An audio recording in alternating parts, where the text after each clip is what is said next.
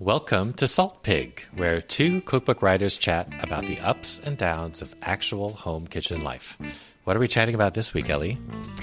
We're talking about hot beverages, coffee, teas, alternative teas. We have a lot of strange alternatives that I don't think I realized I was as into as I am. And yeah, talking about like the rituals of it, the fussiness of it, when you just want to have a hot drink and not make a fuss. So yes, very soothing for these cold weather days. Yeah. You can find all of our old episodes and be signed up for new ones wherever you listen to podcasts. And also be sure to check us out on Substack at saltpig.substack.com. There you can sign up for a brand new monthly newsletter where we have some fun supplemental information. All right, let's get started. So one of the more exciting things that's happened so far in 2026 is that Vincent and I have finally figured out our coffee situation. Oh. This has been a journey of about 6 years. I mean, basically as long as we've been together. So it's 6 years. So over time, I've come to realize both Vincent and I are volume coffee drinkers. So I'm on my third cup of coffee today, and it's like 9:30 in the morning. And so we definitely are doing filter coffee. Yeah. We have gone through various appliances in order to make the filter coffee. First, I was making French press, and we had a giant French press. Mm-hmm. We didn't like that because it got cold too fast. I was just about to say, that's the thing that I find very frustrating about French Even though it was presses. delicious, and it's a very nice, satisfying type of ritual. Yes, and very simple, which I appreciate. Yeah, it is really simple. Similar thing with, I had a little pour over contraption, and it was actually okay for one person because you just kind of make it to order, and it is delicious. But when you're making more than one cup of coffee at a time, it's not feasible. Yeah. And volume, yeah. Then we were staying at somebody's house several years ago, 6 years ago, and they had this big Cuisinart coffee machine. It was like a brick of a coffee machine. It was 2 feet deep by 2 feet tall by 1 foot wide. And then it had a little lever. So it would fill up this tank with coffee, and then you would put your cup underneath it and push the little lever, and it would fill it up. We loved that. Yeah. Because we had a tank of coffee every morning. And then the problem became how are we going to grind the beans? Oh. So I had always been perfectly satisfied with this little spice grinder, coffee grinder thing. And I'd had it for years and it worked great. Obviously, you can tell because I've gone through so many coffee type of things. I am to a degree particular about my coffee. I'm not just getting pre-ground coffee. I'm not drinking Folgers. I am trying to get sort of nice beans. But there's a line somewhere, so I don't weigh the beans. I don't really care. I don't fixate on what the grind is like. Yeah. I'm totally fine grinding a bunch at once and then measuring it later. And I think that what happened. Oh no, Vincent for my birthday one year, he told me, he was like, "I'm ordering your birthday present. You're going to be really, really excited about it." And I was like, "Oh God, what is this?" And what he got me was, do you know that brand Fellow? No. It's they make all this coffee stuff. I think they started out as an internet brand, and now they're sold in Williams and Sonoma and everything. But they're the high tech, just very design forward coffee stuff. Yeah. And they make this burr grinder, which actually looks really cool. It's this heavy weird contraption. You pour not very much, a serving's worth of coffee beans into it, press a button, it goes into a canister. And it looked really cool, but the invisible line was crossed with that, and I couldn't even have articulated it. Wait, hold on. Can I try to? Yes, please. Is it the puff? Is it the grinds that get everywhere? I knew it. Oh my God. It kind of worked, but it made such a mess. And a burr grinder is particular in that it doesn't it grinds the beans once or something. So when you put coffee beans in an electric grinder, it purees them essentially, which is supposedly not good for coffee beans. The burr grinder does something where they're minimally ground. Yeah, exactly. Yeah. It's sort of they're not over ground up or something. I believe it, but I probably wouldn't notice the difference personally. Yeah. It made a mess. It constantly got jammed. So you would have to take it apart with a screwdriver, reach in there. It's like the whole thing comes apart. There's like one coffee bean, jamming it up. You'd have to fish that out, then put it back together. Then it's sputtering, feathery coffee grounds all over the place the whole time you're doing this. And it's also like weirdly weighted where there's no, so it's like really top heavy, and it's this like, it kind of like looks like a vice, and so there's no way to like hold it. But so you're like, I'm putting it back together, I'm trying to like clean up as I'm doing this, and I finally get it back together, and then I'll just like gently tap it, and it sputters out like another puff of these freaking coffee grind. It would make me so insane every time I use it. So we found something. It's an OXO grinder. You pour an entire bag of greens on the top. You press a button. It grinds it into a little thing very, very tidily that you dump it into your coffee brewing contraption, and you're done, and it's perfect. How did coffee get that way, though? Like fussy? So fussy, yeah. Like I just remember when I was growing up in Boise, Idaho, in like the mid-'90s, that was when coffee shop culture hit Idaho. Yeah. That's probably a little later than it did like in New York, or well, it probably came from Seattle, Portland, but oh yeah, that's true. They're obsessed. I was so into it. It felt so stylish and cool in these beautiful spaces, and like the whole ceremony of making the, like you order this drink and they make it to order, these big giant espresso machines, and like it's kind of like I don't know, there's something really cool and exciting about it. Yeah. Well, I feel like it was actually one of the first sort of food movements that like really capitalized on like the customization of things, where you go in and you have your particular order. Like now I feel like it's like every sandwich you order and every bowl and every add-on and this and that. But like coffee used to be this way that you could, you sort of had like, oh, I like a cappuccino. I mean, now it's gone really far too, but now it's like with shots and doubles and this and that. But it used to be kind of fun to sort of have your way in this. Yeah. I guess. And then it was this third space that felt really exciting. It's space outside of home. But what I was going to say also with that was like, I remember when this was happening, my grandparents were always like, I cannot believe you were spending $2 on this cup of coffee. Because they would go to the diner and get it for a nickel or whatever. And it was like filtered Folgers coffee that they could drink as much of as they wanted, sit there all day. And they're like, people are spending $2 on a mocha? That's crazy to me. Totally. No, I totally get that. And like, I mean, my mom like is a huge coffee drinker and has like just a regular old coffee machine that she puts like pre-ground coffee in, makes a huge pot, and then drinks it all day. And she just drinks it black. And it's like, she just wants like a hot cup of incredibly strong coffee. But it's really, I do think it's like generational. Although my coffee journey, if one could call it that, was similar.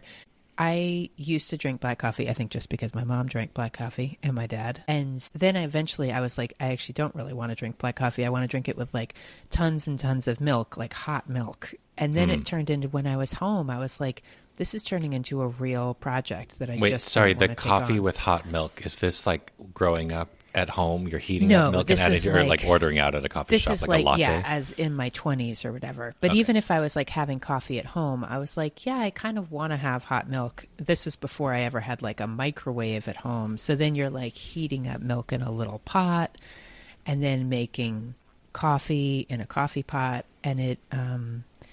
And it just felt increasingly complicated, like all the paraphernalia and all the like things to clean. I hate cleaning a coffee pot for some reason, like the filter and then the holder of the filter. And then I know, it's all the pieces. Carafe and the lid and all this stuff. And I was like, I just don't like coffee enough to, and then I was adding this little pot of milk, and I was just like, the fussiness was making me nuts. So actually, eventually, like 10 years ago, I was just like, screw it. I'm just drinking tea. I'm just a tea drinker now. And now I just drink tea, and it's great.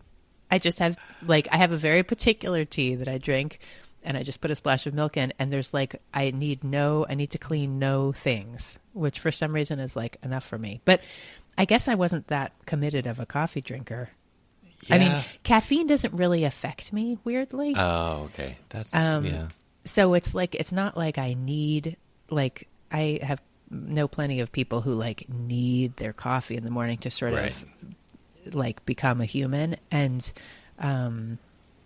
I, unfortunately, that doesn't really make me a human if I drink a cup of coffee. Is Tom the same way? Does he do tea instead of coffee? Well, There's not like funny. any sort of... Yeah, he likes coffee, and it was part of me walking away from the coffee thing did sort of leave him a little bit in the lurch, because then he was like, now what? I'm so You're on your own. Yeah, exactly. I was like, I don't know how you're going to handle this.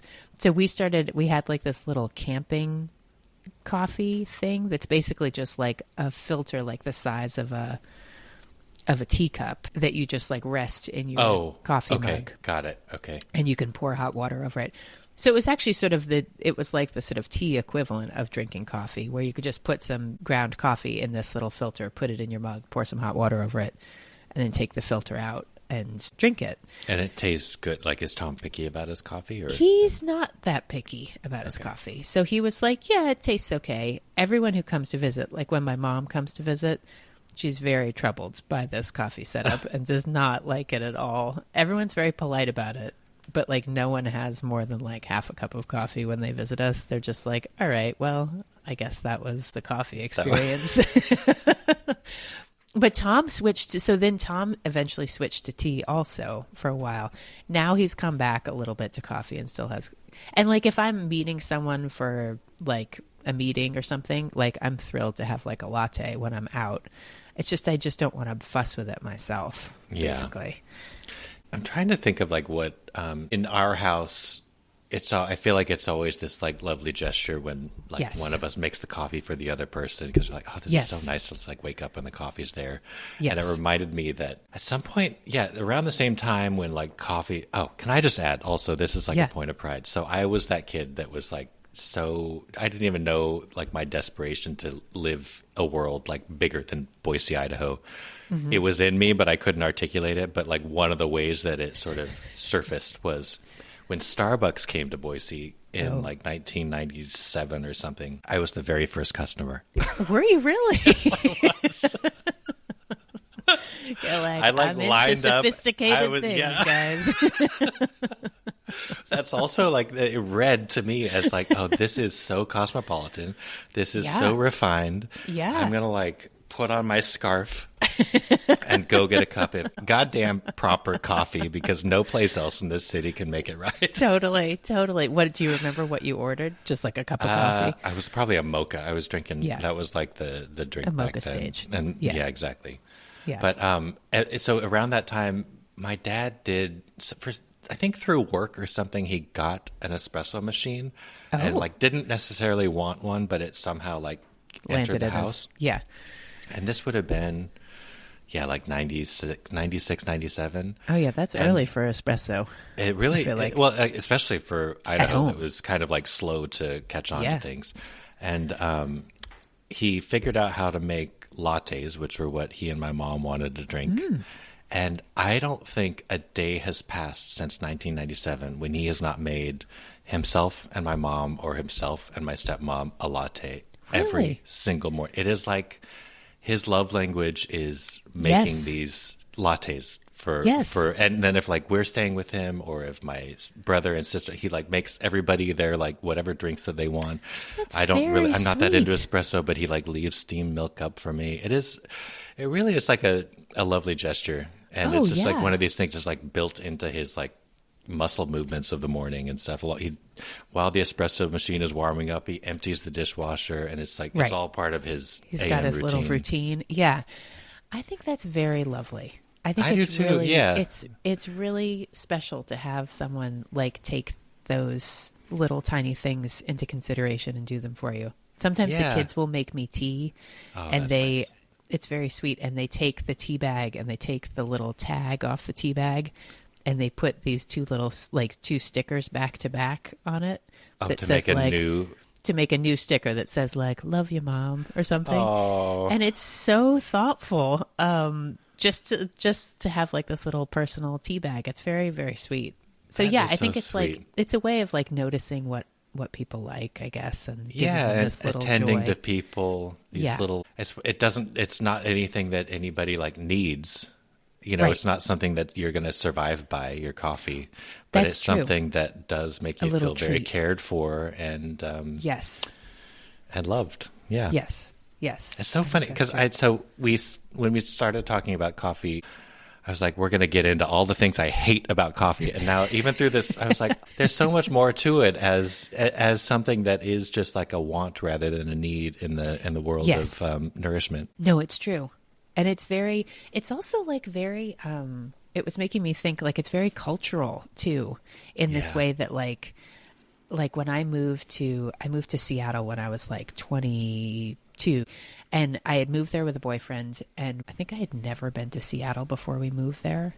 I can't quite remember, but I was not familiar with the city. It was this weird sort of, I was like, if I don't leave New York now, I grew up in New York. I was like, if I don't leave New York now, I might never leave. Right. So, and he had, was going to go to grad school there. So I was like, oh, this will be kind of a fun adventure. It was a total culture shock. And I remember like so clearly the first morning we had stayed like in a motel basically for like a week until we could find an apartment.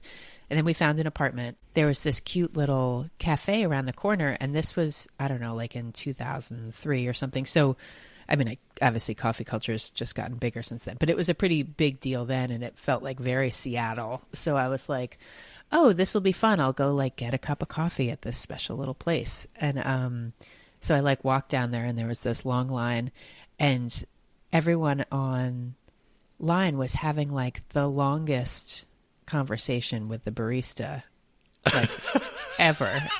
Everyone was just like going on. And it's not like they were talking about anything specific, but it was this sort of chit chat that just lasted for like, I don't know, like 5 solid minutes per person. And it was very, finally it came to my turn and I was just like, yeah, I'd like a latte or whatever I ordered. I don't know. And I could tell the barista thought I was like a huge jerk. Like, because I didn't have the whole exchange. From New York City.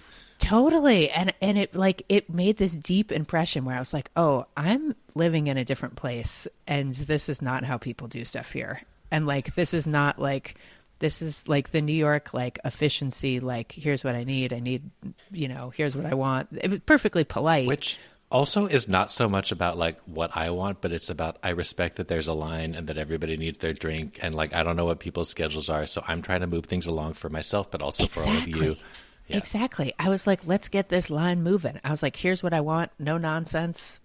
Yeah. Bam. And this person was like, no bam. Like, I don't like this at all. And very much sort of shunned me in this way that I was like, oh, okay, I'm going to have to figure out how to make sort of weird chit chat with people, I guess, to sort of fit in here. And it was brought like cookies the next time. Yeah, exactly. I was like, I'm going to have to come up with some like weather related conversation or something that's going to, I don't know, smooth things over. But it was really, I was like, really dawned on me that I was living in a different place after that interaction. Like when you're in Europe or something, it's always so interesting to drink coffee there because I feel like it's part of the culture in this like deeply embedded way. Like in Italy where you like go up to the bar and you just have a little quick, espresso or like a little cappuccino or something. I find that so charming that it's like, it almost feels like filling up your car with gas. It's still kind of romantic because there's still like a lot of ritual to it. But I love the idea that like you just go up to the counter and it's like pretty inexpensive and it's not super customized, but you do get like, whether you want it with, a cappuccino or a latte or whatever they're called. But I love that you can go up and I do too. And I also love that takeaway is not the default. Yes. There's tables, you sit down, you drink, you're brought a drink in a proper cup. Yes. And you're meant to just sit there and sort of enjoy it rather than like chug at it as you're like rushing off to the subway station or something. I think that's such a nice experience to have. It's so much more civilized, the idea of doing that. Because I do think, I don't know, there's a lot of drinks that it's great to like have a glass of water around all the time that you're chugging or whatever. There's such a short window for like when your hot beverage is at its height. Yes, of course. Yeah. Like I mean, like, I make my tea and then it takes like 5 minutes to cool down or 10 minutes to cool down until it's like the perfect temperature. And then ideal. You really want to go for it. Before it goes too low. Yeah. And then it gets too cold. And then you're like, okay, I can still drink this, but it's not that great. But so it's really nice, the idea that like you'd really take advantage of those few minutes and be like, I'm going to turn it into something that's like, you know, a little moment to breathe, or a little, it's like a cigarette break. Like, there's something just so uniquely American about coffee here.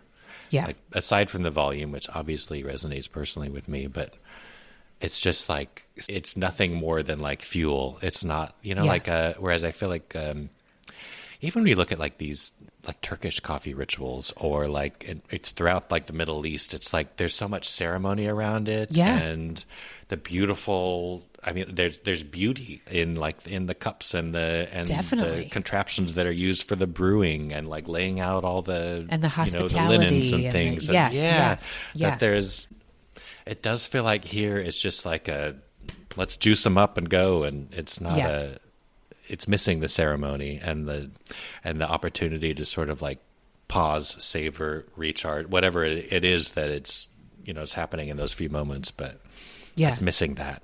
Yeah. It totally is. It would be nice to get back to that. So what is the tea that you drink? So I drink this Stash type of tea. It's the brand is Stash, and it's double bergamot, I guess. Oh, it's like an Earl Grey that has like, and I always want to say double bergamot, but I think that's not pronounced correctly. I think there's a little town in Italy called Bergamo that doesn't have a T at the end. Anyway, I think it's my book club and I once just dissected this, and I think everyone was saying it's bergamot, which I still like can't really wrap even though I drink it every day and I'm obsessed with it, I can't really say it out loud. But it's excellent. I mean, Earl Grey is really the only tea I want to drink, and this is kind of the only version of Earl Grey that I really want to drink, because it's like sort of a little bit more floral, and it doesn't taste muddy. Like, I think for like 35 years, I thought that I didn't like tea because I feel like I only tasted like really tannic, really... And you need like so much milk and sugar to balance it out. Yeah. And it just tasted really strong. Like, this tastes very, very mild, even though it has this, I guess bergamot is like a citrus fruit. Yeah. So it has that sort of slight essence to it, very slight.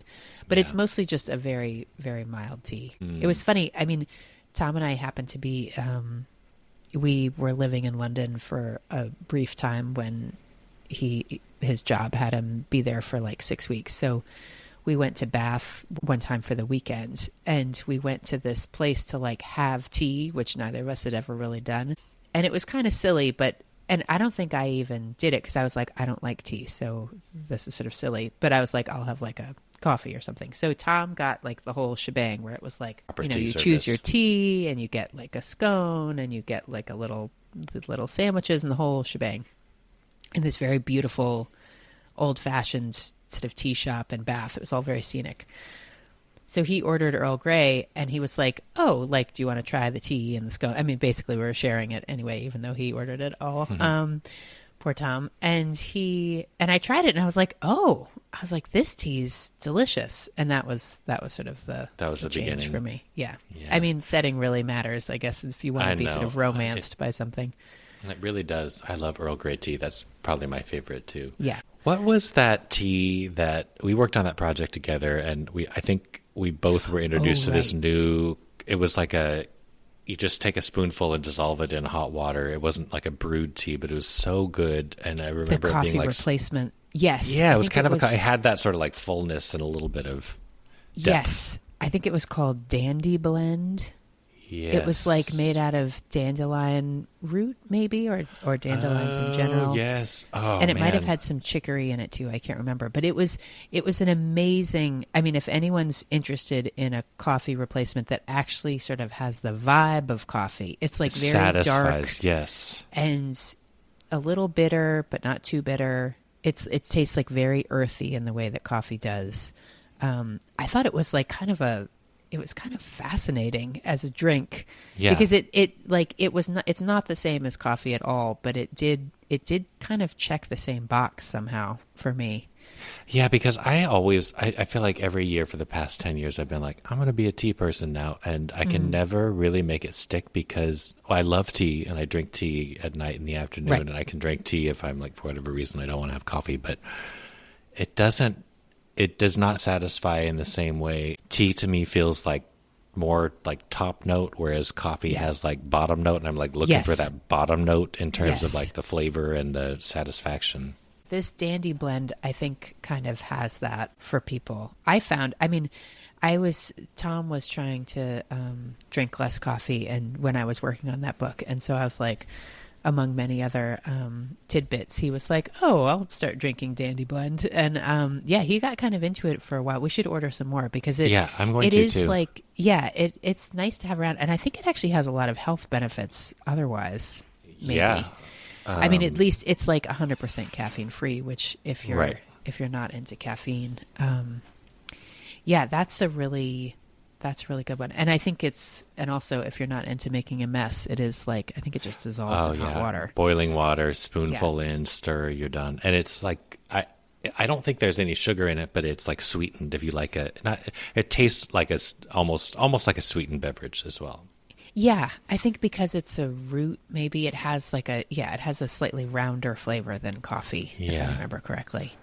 I feel like the other type of drink that I like in the mornings on occasion is Heidi Swanson shared this recipe for like a sort of a turmeric tea thing where you take a little bit of turmeric and black pepper and then a big spoonful of honey and you sort of use a spoon to mash it into this paste. And then just fill it up with hot water and squeeze in a bunch of lemon juice. And whenever, like this time of year, whenever I start to feel sick, I drink this. And I don't know if it does anything, but it really is satisfying. Really? It really scratches the itch. And there's something about like that like turmeric sometimes you can do too much turmeric and it's not enjoyable. But the balance with the honey and the lemon and the hot water, it's really, really nice. And she has a recipe somewhere on her website. And the black pepper activates it. Is that right? That's supposedly. Allegedly, yes. Yeah. That's sort of I think it does. I'm sure there is something to that, but yeah, there's got to be. And that's similar to another hot drink, golden milk. Do you ever drink? Oh that? yeah, delicious. Yeah, it is delicious. I guess that sort of that's like turmeric, black pepper, maybe with like cardamom, and does it have some other spices I had looked that up Fennel, at one maybe? point. I think it's like it varies a lot. It's a mix. Primarily, the turmeric is the common denominator and milk of some sort. Yeah, that would be, I have some of that in my spice cabinet. I should pull that out because it is kind of fun. I have been getting really into teas lately, like outside of, I drink the special Earl Grey in the morning obsessively, but then in the afternoon I've gotten into kind of different teas too, and I'm kind of surprised how much fun it is. Yeah, lately. It really is. And there's so many great, like, do you know Dona chai? No. They are sort of well known for making this chai concentrate, but then they have all these wonderful teas that are like, I love the loose leaf teas that you can just brew a big pot of it. They have all these great herbal blends that I love drinking in the afternoon and at night. Do you use like a little tea ball or something? Yeah, well, Vincent got from a great aunt who passed away a year ago or so, her little like tea set, this like china set with a teapot and teacups, and sometimes at night we'll just like make our own little tray of tea and drink that while we play backgammon or something. Very, very wholesome Turn back evening. The clock. Yeah, exactly. Totally. That sounds delightful. Yeah. Are you guys big backgammon people? I didn't know that. Well, we're just trying. We've been doing like a no drinking stretch here for the past while, and so we're just things to like fill grasping that at time straws. of the day. Exactly. Like backgammon. We were playing canasta, which his parents taught me when we were in Australia the last time. I don't even know what canasta is. Is it a card game? It's a card game, yeah. I think it's one of those games that can just like go for hours, and you just sort of sit, chit chat, and play. And I love a card game. Tom and I love gin rummy. Like we'll play that obsessively on vacation. But do you guys ever play bananagrams? I love bananagrams. Yes, I love bananagrams. That's a fun one. Yeah. Oh, we should. And that's a good one for 2 people too, isn't it? Oh, yeah. That's literally what Tom and I did on our second date. Somehow on our first date, we talked about how we're both obsessed with bananagrams. So then our second date, we just went to like a bar and like got some drinks and then just silently played bananagrams for like 2 hours. You're like, okay, this is meant to be. I'm like, all right, I see this. We would have like occasional chit chat, but mostly we're just like sort of doing parallel bananagramming. Yeah. One more on this tea note. I learned about this digestive tea from this book by Sapna Punjabi. I think it's called Dal Chawal. Yes, that's the name of the book. Mm-hmm. I guess it's a super common Ayurvedic drink, but it's equal parts whole cumin seeds, whole fennel seeds, and whole coriander seeds. Oh, sounds good. And then you mix this together and brew it, and it helps digestion. And Really? I found it's like just kind of a nice after dinner drink, or even like an evening drink. It has like the fennel obviously has I love those like licoricey type notes. Minty, yeah. And then the cumin gives it this weird earthiness, and then the coriander is like sort kind of of light bright floral. and tangy. Yeah, it's really good. And I have a whole container of that. Yeah, I don't put anything else in it. Just a spoonful of these seeds and brew it for 5 minutes. And then you just like sieve them out or something. I have one of those little strainer things. Yeah. Oh, that sounds cool. Yeah, someone gave me some tea recently that is loose leaf, and I haven't figured out a way to actually make it, but I'm kind of excited because it is all these like blends, and I'm like, I'm interested in them, but I need to get like a little tea ball or a little something to. Or one of those, I have one of these, it's like made out of wire, but it's like a cup-shaped thing that fits inside a teacup, and it's got 2 little like holes so you just set resters. that aside, fill that with the loose leaf, and then fill it up, and then you can lift it all out. But, actually, I bet we could use our coffee thing. I bet that yeah, there we go. Bring it full circle. Yeah. And ginger tea I've really been into lately. Oh yes, It seems like very tea. Very good in the wintertime. Oh yeah, another like healing, or Totally. I don't know if it's necessarily healing, but a very soothing drink when you feel like you're getting sick. Great, a crap ton of fresh ginger, like so much more than you think you need. Really? And then squeeze in like juice of several limes. Yeah. Bunch of honey, and then I just this is all in like a big. I just use like this 16-cup Pyrex thing, and then fill it to the brim with hot water.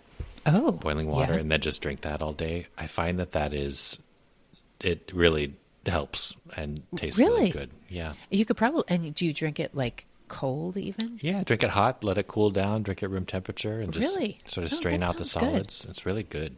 Oh, that sounds great. I think it's so, it's like what you were saying with your dad. It is a very nice way to give yourself a little treat without it being sort of extravagant. Or, I mean, that's what's so funny about ordering coffee and teas like out in the world, is it does feel extravagant, but it is actually quite easy to do at home and feel like you're really treating yourself very nicely. Like, oh, I'm feeling a little sniffly, I'll have a special and for like teas not really that much effort either when it comes down to it. Yeah. Oh, I'm going to try that. That sounds great. I bet the kids would like it too. Yeah. I don't know. Your kids seem to have really adult palates. Well, for me, as a kid, I would need a bunch of honey in there. Right. Well, yeah, if there's honey. They do, they're always asking to drink tea, and I'm like, they haven't, I don't know if they're going to get into it. Too early. Yeah. I'm like, maybe some mint tea, but. Oh, yeah, I love mint tea too. What's your plan for dinner tonight? Oh, gosh. I'm making, it's Friday, so I think I'm making quesadillas and dialing it in, keeping it. I made some black beans earlier in the week, like just like with sautéed onions and garlic, and add cumin and paprika, and about it. And then cook some black beans in there and then blend them up so they're like sort of a puree. So making a quesadilla with that and cheese is delicious. That sounds great. And like if you have it in the fridge, it is a dinner that takes 2 seconds. Like it's the type of dinner I can make for the kids at like 5:00, and then they're like settled, and then I can make some for Tom and I later if we don't want to have dinner yet. So yeah. It's a good Friday night solution because I don't really want to be cooking all night. Yeah, I really don't. Yeah. What are you guys doing? So I mentioned this actually we are doing a monthly newsletter now, which we'll mention, but I have been working on this sort of something between like a risotto type thing using farro, but it's kind of brothy, so doesn't have that creaminess. But I first did it with peas. Recently, I switched over to using chickpeas because it's a little bit more substantial. And the first time I made it, I didn't do anything to it. And then I made it and cracked eggs in, sort of shakshuka style. Oh. So you've got you cook the farro in broth with some seasoned onions and stuff, add the chickpeas, heat it up, cracked the eggs in. That was great. And then I wanted to try a little variation on that, and I threw in a whole pound of frozen shrimp at the end, and then just cooked them in the end. That sounds delicious. That was sort of so jambalaya good. Style, kind of. Yeah, actually, a little bit. And I seasoned it with a bit of harissa, so it had some spice. And I think tonight I'm going to try it, same thing, but just throw some whitefish fillets on top. It sounds, and let them steam, kind of. Yeah, exactly. Yeah, that sounds great. Yeah, it's a one pot meal. It's fun to have something like that really can just be this base that then you just put some extra protein or extra veggies or something kind of flexible. This is the secret that cookbook authors know, is that every recipe is a variation on some other recipe. Totally. I've been eating this for years. Yeah, that's cool. Yeah, I guess it's just our subscribers on Substack that get the newsletter. So if you're interested in the newsletter, which has some interesting facts about salt pig, it's got some other little tidbits from us, some other thoughts and books we've read and meals we're making. There's some supplemental information. Yeah. So there's some content in it. We're trying to have it be fun. Yeah. Fun and easy. There's enough going on in the world. Yeah. It'll and be an very easy short. scroll and short. Yes. Yeah. So check it out if you guys want. You could subscribe at saltpig.substack.com. Yes. Yeah. All right. Well, enjoy your quesadillas tonight. Thanks. Yeah. Have a great weekend. Yes, you too. Okay. Talk to you soon. Okay. Bye. Bye.